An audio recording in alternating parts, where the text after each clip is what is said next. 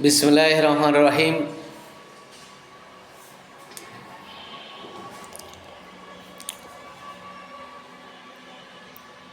সংগ্রামী আন্দোলনরত 1 থেকে 12তম পর্যন্ত বঞ্চিত শিক্ষক শিক্ষিকাবৃন্দ, আসসালামু আলাইকুম ওয়া রাহমাতুল্লাহ। আপনারা যে সংগ্রাম শুরু করেছেন, যে লং মার্চ শুরু করেছেন, আপনাদের ন্যায়সঙ্গত দাবি পূরণ না হওয়া পর্যন্ত এ আন্দোলন চলমান রাখবেন এবং বিগত দিনে এনটিআরসি এবং শিক্ষা মন্ত্রণালয় 1 থেকে 12তম পর্যন্ত শিক্ষক শিক্ষিকা মণ্ডল নিয়ে যে গভীর ষড়যন্ত্র লিপ্ত হয়েছিল তার দাঁত ভাঙা জবাব দেওয়ার উত্তম সময় এসেছে এবং আপনাদের ন্যায়সঙ্গত দাবি ফিরে পাওয়ার জন্য এখনই সর্বোত্তম সময়। আপনারা জানেন যে 166টি মামলা রায় হয়েছে। সেই রায়ে সরকার একটা মেরিট লিস্ট তৈরি করেছে।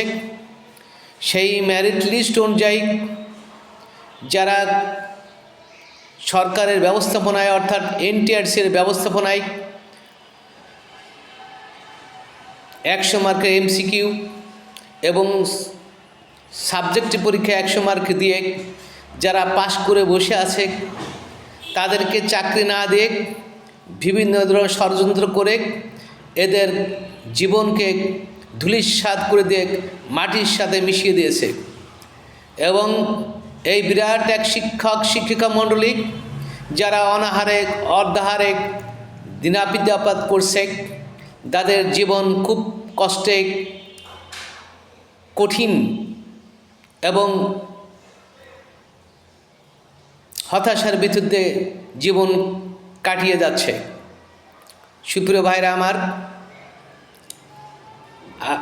গত ফ্যাসিস্ট সরকার বাংলাদেশের শিক্ষা ব্যবস্থাকে ধ্বংস করার জন্য, বাংলাদেশের শিক্ষাকে ভিন্ন দেশের উপর চাপিয়ে নির্ভরশীল করার জন্য এ দেশের শিক্ষা ব্যবস্থাকে এক ধ্বংসের দ্বার প্রান্তে নিয়ে গেছে, যেখানে শিক্ষক শিক্ষার্থীদের কোনো পড়ালেখার অবস্থা ছিল না, শিক্ষার্থীদের পড়ালেখার কোনো অবস্থাই ছিল না, তাদেরকে পড়ার প্রয়োজনই পড়তো না। ওনারা এমন এক শিক্ষা ব্যবস্থা কায়েম করতে চেয়েছেন যে শিক্ষা ব্যবস্থায় কোনো ডাক্তার, কোনো ইঞ্জিনিয়ার, কোনো ভালো শিক্ষক তৈরি হওয়া সম্ভব ছিল না। আমরা যারা শিক্ষকতা পেশায় পদার্পণ করার জন্য সরকারি ব্যবস্থাপনায় শিক্ষক পেশায় উত্তীর্ণ হয়ে বসে আছি, অর্থাৎ আমরা এন্ট্রি লেভেল নয়, প্রসেস নয়, এন্ট্রি লেভেলে রয়েছি। এন্ট্রি লেভেল এবং এন্ট্রি প্রসেস দুটা টার্মস সম্পূর্ণ ভিন্ন ধর্মী। এন্ট্রি প্রসেসে থাকে তার কোন গ্রেডের বেতন হবে, তার যোগ্যতা কী হবে, তার অবস্থান কী হবে, খুঁটিনাটি সব বিষয়ে আলোচনা করা হয়ে থাকে এবং যারা পরীক্ষায় দিয়ে পাশ করে থাকে তাদেরকে এন্ট্রি লেভেল বলা হয়।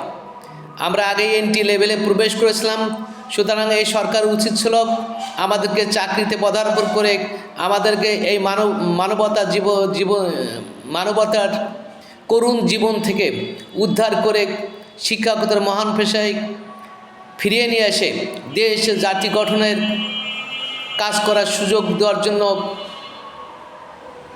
সরকারের দৃষ্টি দেওয়া একান্ত প্রয়োজন ছিল। কিন্তু সরকার সেই দিকে দৃষ্টি না দিয়ে আমাদেরকে আরও কঠিন থেকে কঠিনতর অবস্থার ভিতরে ছেড়ে দিয়েছে।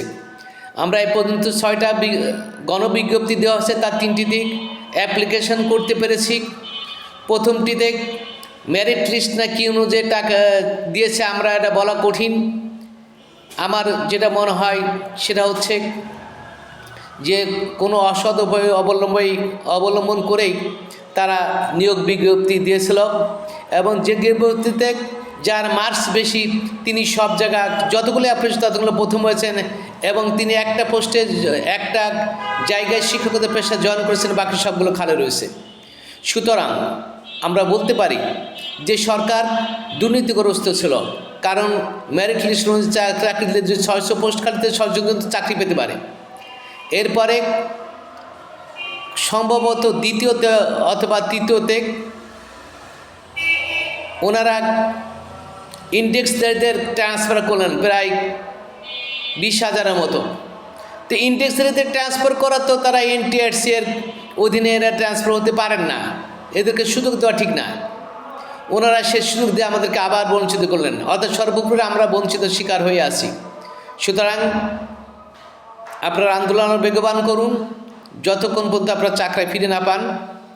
এবং আমি NTRC মহোদয়, NCR চেয়ারম্যান মহোদয়ের প্রতি বিনীতভাবে অনুরোধ জানাচ্ছি এবং শিক্ষামন্ত্রী শিক্ষা উপদেষ্টা বিনীত অনুরোধ জানাচ্ছি এবং মাননীয় প্রধান উপদেষ্টার প্রতি বিনীত অনুরোধ জানাচ্ছি যে আমাদেরকে চাকরি ফিরিয়ে দিন, আমাদের স্বাভাবিক জীবনযাপন করার সুযোগ দিন, আমরা যেন স্বাভাবিক জীবনযাপন করতে পারি এইদিকে দৃষ্টি দেন, আমাদেরকে নিয়োগ দেন। আমরা জাতি গঠনের কাজ করতে চাই, জাতির সেবা করতে চাই। আল্লাহ হাফেজ। বাংলাদেশ জিন্দাবাদ। আসসালামু আলাইকুম।